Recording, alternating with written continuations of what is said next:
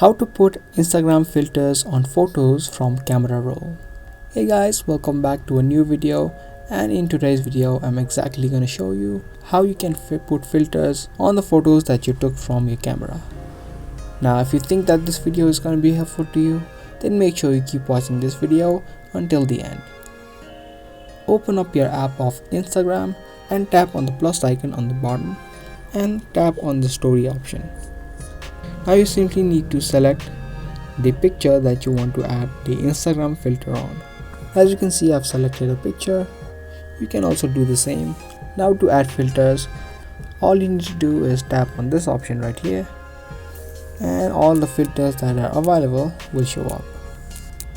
You can also find all of your saved filters in this section. Select any filter and you can tap on done. Now you can post it to your story, or you can also download it by tapping on this download option on the top right.